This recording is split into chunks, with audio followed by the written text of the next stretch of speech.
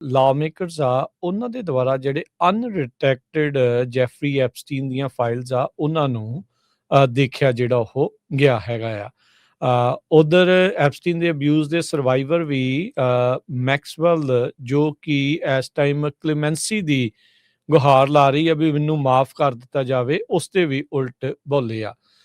ਛੋਟੀ ਬੱਚੀਆਂ ਦੇ ਤੋਂ ਲੈ ਕੇ ਨਾਬਾਲਗ ਜਿਹੜੀਆਂ ਕੁੜੀਆਂ ਆ, ਉਹਨਾਂ ਦੇ ਨਾਲ ਜਿਹੜੇ ਕੁਕਰਮ ਕਰਵਾਏ, ਉਹਨਾਂ ਨੂੰ ਇਸ ਧੰਦੇ ਦੇ ਵਿੱਚ ਧੱਕਿਆ, ਉਹਨਾਂ ਦੇ ਨਾਲ ਸੈਕਸ਼ੂਅਲ ਅਬਿਊਜ਼ ਹੋਇਆ, ਉਸ ਦੀ ਜਿਹੜੀ 20 ਸਾਲ ਦੀ ਸਜ਼ਾ ਗੈਸਲੀਨ ਮੈਕਸਵੈਲ ਇਸ ਮੌਕੇ ਕੱਟ ਰਹੀ ਆ, ਤੇ ਹੁਣ ਇੱਕ ਹਿਸਾਬ ਦੇ ਨਾਲ ਮਾਫੀ ਦੀ ਗੁਹਾਰ ਜਿਹੜੀ ਉਹ ਇਸ ਦੇ ਵਿੱਚ ਲਗਾ ਰਹੀ ਹੈਗੀ ਆ। ਸੋ ਇਹ ਜਿਹੜੀ ਸਿਚੁਏਸ਼ਨ ਜਿਹੜੀ ਹਰਜੋਤ ਸਿੰਘ ਜੀ ਬਣੀ ਪਈ ਆ, ਆਪਾਂ ਸਵੇਰੇ ਵੀ ਦੱਸਿਆ ਸੀ ਵੀ ਕਿਸ ਤਰੀਕੇ ਦੇ ਨਾਲ ਡੈਪੋਜੀਸ਼ਨ ਦੇ ਵਿੱਚ ਕਿਸੇ ਵੀ ਸਵਾਲ ਦਾ ਜਵਾਬ ਦੇਣ ਤੋਂ ਉਸਨੇ ਨਾ ਜਿਹੜਾ ਆ ਉਹ ਕਰ ਦਿੱਤੀ ਸੀਗੀ।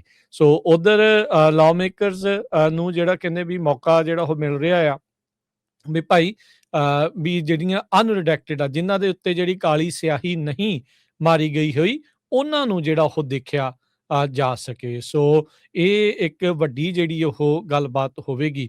2 ਲਾਅ ਮੇਕਰ ਜਿਨ੍ਹਾਂ ਨੇ ਐਪਸਟੀਨ ਟਰਾਂਸਪੇਰੈਂਸੀ ਐਕਟ ਨੂੰ ਲਿਆਂਦਾ ਸੀਗਾ, ਰੋਕ ਖੰਨਾ ਦੇ ਨਾਲ ਜਿਹੜੇ ਇੱਕ ਹੋਰ ਲਾਅ ਮੇਕਰ ਸੀਗੇ, ਉਹਨਾਂ ਨੂੰ ਕਹਿੰਦੇ ਵੀ ਇਹ ਦਿਖਾਉਣ ਦੀ ਜਿਹੜੀ ਕੋਸ਼ਿਸ਼ ਆ, ਜਿਹੜੀਆਂ ਰਿਡੈਕਸ਼ਨਸ ਹੋਈਆਂ ਸੀ ਐਪਸਟੀਨ ਫਾਈਲ 'ਚ, ਉਹ ਦਿਖਾਈਆਂ ਗਈਆਂ। ਕਹਿੰਦੇ ਵੀ ਲਾਅ ਮੇਕਰਸ ਕਹਿੰਦੇ ਵੀ ਐਟਲੀਸਟ ਹਾਫ ਡਜ਼ਨ ਮੈਨ ਜਿਹੜੇ ਆ ਘੱਟੋ ਘੱਟ 6 ਜਾਣੇ ਵੀ ਉਹਨਾਂ ਨੂੰ ਪ੍ਰੋਟੈਕਟ ਕੀਤਾ ਜਾ ਰਿਹਾ ਆ ਇਹਨਾਂ ਓਵਰ ਰਿਡੈਕਸ਼ਨਸ ਦੇ ਨਾਲ ਐਪਸਟੀਨ ਫਾਈਲਸ ਦੇ ਵਿੱਚ। ਥਾਮਸ ਮੈਸੀ ਰਿਪਰੈਜ਼ੈਂਟੇਟਿਵ ਤੇ ਰੋਕ ਖੰਨਾ ਜਿਹੜੇ ਆ, ਉਹ ਅੱਜ ਡਿਪਾਰਟਮੈਂਟ ਆਫ ਜਸਟਿਸ ਦੇ ਆਫਿਸ ਦੇ ਵਿੱਚ ਪਹੁੰਚੇ ਜਿਹੜੇ ਹੋਏ ਸੀਗੇ। ਕਹਿੰਦੇ ਵੀ ਇਹਨਾਂ ਦੇ ਵਿੱਚੋਂ ਜਿਹੜੇ 6 ਜਣੇ ਆ, ਉਹਨਾਂ ਦੇ ਵਿੱਚੋਂ ਘੱਟੋ ਘੱਟ ਇੱਕ US ਸਿਟੀਜ਼ਨ ਆ, ਇੱਕ ਫੋਰਨਰ ਆ, ਜਾਂ 3 ਤੋਂ 4 ਜਿਹੜੇ ਅਜਿਹੇ ਲੋਕ ਨੇ ਜਿਨ੍ਹਾਂ ਦੀਆਂ ਨੈਸ਼ਨੈਲਿਟੀਜ਼ ਦੇ ਬਾਰੇ ਉਹਨਾਂ ਨੂੰ ਪਤਾ ਨਹੀਂ ਆ।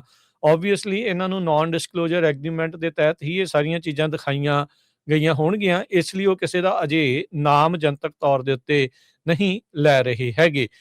ਸੋ ਪਰ ਆਪਾਂ ਨੂੰ ਆਲਰੇਡੀ ਪਤਾ ਹੈ ਵੀ ਬਹੁਤ ਸਾਰੇ ਜਿਹੜੇ ਜਨਤਕ ਤੇ ਵੱਡੇ ਨਾਮ ਆ, ਇਹਨਾਂ ਜਿਹੜੀਆਂ ਐਪਸਟੀਨ ਫਾਈਲਸ ਆ, ਉਹਨਾਂ ਦੇ ਵਿੱਚ ਸਾਹਮਣੇ ਜਨਤਾ ਦੇ ਜਿਹੜੇ ਉਹ ਆ ਚੁੱਕੇ ਨੇ, ਤੇ ਇਹਨਾਂ ਨੇ ਅੱਜ ਅਨਰਿਡੈਕਟਿਡ ਫਾਈਲਸ ਜਿਹੜੀਆਂ ਦੇਖੀਆਂ ਆ। ਸੋ ਹੁਣ ਇਹ ਦੇਖਣ ਵਾਲੀ ਗੱਲ ਹੋਊਗੀ ਹਰਜੋਤ ਸਿੰਘ ਜੀ ਵੀ ਕੀ ਕਦੀ ਆਮ ਜਨਤਾ ਨੂੰ ਉਹ ਸਾਰੀਆਂ ਫਾਈਲ ਜਿਹੜੀ ਕਾਲੀ ਸਿਆਹੀ ਤੋਂ ਬਗੈਰ ਆ, ਉਹ ਦੇਖਣ ਦਾ ਕਦੀ ਮੌਕਾ ਲੱਗ ਸਕੇਗਾ? ਕਿਹੜੇ ਲੋਕ ਕਿੱਥੋਂ ਤੱਕ ਕਿੰਨੀਆਂ ਘਿਨਾਉਣੀਆਂ ਹਰਕਤਾਂ ਦੇ ਵਿੱਚ ਸ਼ਾਮਲ ਸੀਗੇ, ਕੀ ਉਹ ਸਾਰਾ ਕੁਝ ਪਤਾ ਲੱਗ ਸਕੇਗਾ, ਸਾਹਮਣੇ ਆਊਗਾ? ਇਹ ਆਉਂਦੇ ਸਮੇਂ ਦੇ ਵਿੱਚ ਹੀ ਸਵਾਲਾਂ ਦਾ ਜਵਾਬ ਮਿਲ ਸਕੇਗਾ।